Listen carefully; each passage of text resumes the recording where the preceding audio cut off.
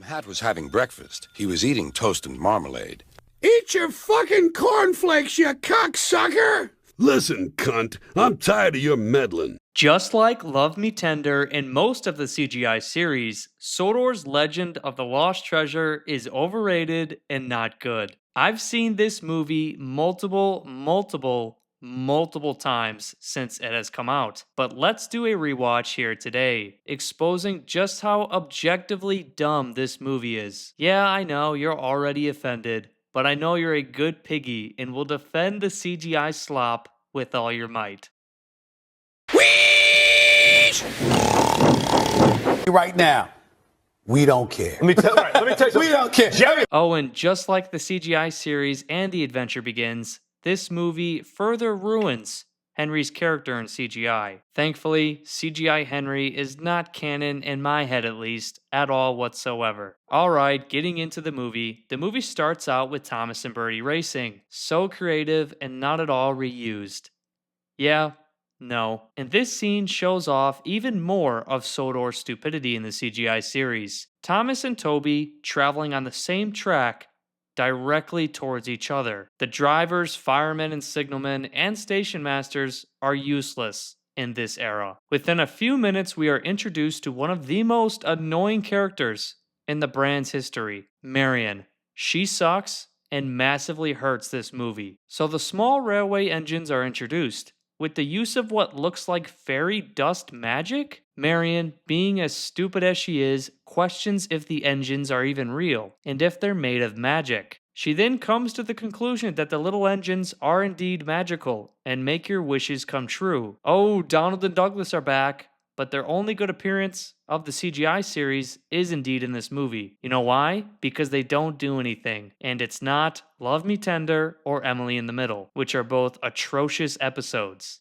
Mattel jangling keys, as usual. So we go from Thomas to Marion to the little engines to the branch line to Tidmouth Sheds, and then to Knapford in less than 10 minutes. This movie's pacing is horrendous. Now we come to one of many terrible scenes involving Thomas in this movie, who is incredibly annoying, by the way. So Thomas is pulling the express coaches to the platform, and Thomas, being the fucking idiot that he is in the CGI series, runs away with them into oncoming traffic. Now, for the convenience of this scene, Thomas isn't coupled up to the coaches anymore, but he was earlier when he brought them to the platform. He sends them crashing into the Knapford Junction as all of the coaches derail. And for anyone who praises this scene thinking it's Thomas being in character and being cheeky, you're flat out wrong.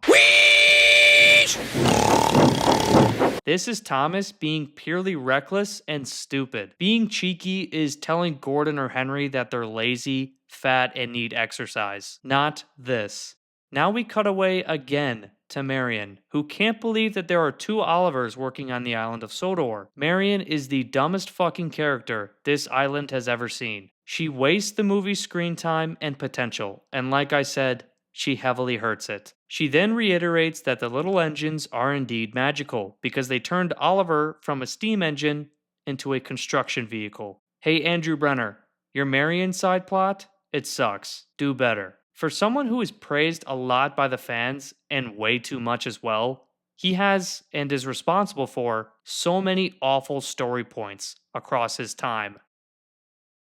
And for anyone who thinks Topham is out of character yelling at Thomas, I guess you just don't know the real Sir Topham Hatt. Thomas is whining this entire movie, and it should piss off Sir Topham Hatt. In comes Ryan, Topham's new tank engine. Oh, Andrew Brenner, you're so original. We've seen this before.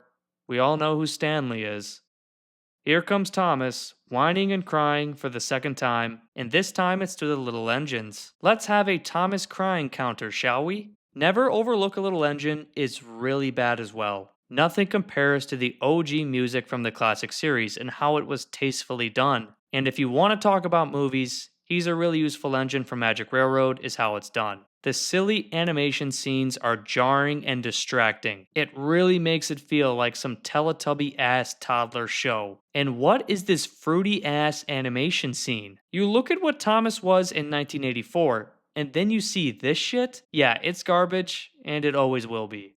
Here we have Thomas with flatbeds, not listening to anyone who is telling him to stop. The drivers, firemen, and signalmen and station masters are useless in this era. Thomas being a complete idiot is unoriginal and lazy, Andrew Brenner.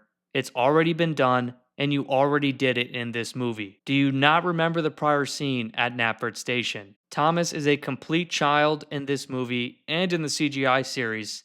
His voice makes my ears bleed. Here we have Thomas bouncing around like a plastic toy as he falls into the cavern. Topham rightfully sending Thomas away, who again whines and cries, for the third time at least. And now we have Thomas crying for the fourth time here at the Steamworks to Victor, crying about another tank engine. So original, Andrew. Here we have a scene that basically defies logic. Rocky is stabilized into the ground that just collapsed, right next to the massive cavern, while lifting an entire pirate ship. Yeah, this ground should be collapsing even more than it already did, killing everyone around. Man, they really wasted the little engines in this movie, huh? Being scared of an annoying ADHD-ass character such as Marion. Again, who believes they are magical? Marion stopping Mike with her shovel is very hard to watch. The island of Sodor is just a massive fucking playground, as always. Half the time, the engines are traveling around with no trains, not doing shit. For the second time in 2015, we are ruining Henry's character in a movie. Time for Scared Henry. Let's start a counter for that as well. This time, Henry, the big, strong goods engine, Gordon's equal, is beyond scared of a tiny railboat. Thomas crying and whining moment number 5. So when Skiff goes back into the water, where the fuck do his wheels go?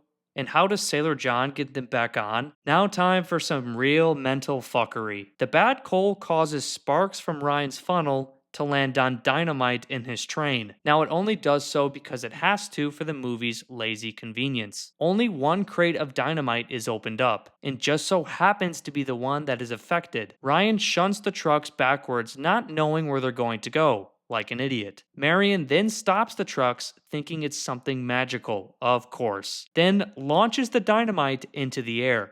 After sparking the fuse, by the way, the characters play catch with the dynamite, then Marion sends the trucks back down the line once again towards Ryan. The drivers, firemen, and signalmen, and station masters are useless in this era. Now for some even more mental fuckery. Why does Ryan go backwards towards Thomas and the dynamite when he could have just moved forward a couple of feet? The scene between Thomas and Ryan makes you lose brain cells. Not only does Thomas send dynamite into the cavern, he sends it straight to where the ground was already unstable and collapsed. There should have been another collapse. Here we have Thomas whining and crying, moment number 6. Or 7, I've lost count. Fat Hat should have only been harsher on Thomas in this movie. We are now over halfway into this movie, and Sailor John has not done anything. For those who say he is a villain, you're flat out wrong. He is a pirate who wants a pirate ship and the buried treasure. That is it. Gotta love a song about friendship with the franchise's best villain, I guess. Some people are really fucking stupid. So Marion of all engines finds the buried treasure, of course. Here's another awful Scared Henry moment. Scared of the railboat. Moment number 2. Such a great villain, falling over backwards in his own railboat, jumping up and down, crying over treasure. Yeah, he's not a villain. I haven't even talked about Ryan yet, simply because there's nothing to talk about. He's beyond a nothing character, even more than Stanley. So Sailor John breaks into Fat Hat's office. At most now, he's a vandal. And I am so fucking tired of the CGI series reusing lines from the classic era. It's the second time at least in this movie that they say Thomas's fire had gone out and there wasn't enough steam. And here we have another awful Scared Henry moment. And now the awful chase scene. How the fuck did Sailor John move this pirate ship away from the harbor? Not only that, he traveled with the ship up a hill and parked it. And then he kept the ship at the top of the hill as he was breaking into Knapford. Yeah, I hope someone down in the comment section can make sense of that. But I'm sorry to break it to you, but you can't. Whee!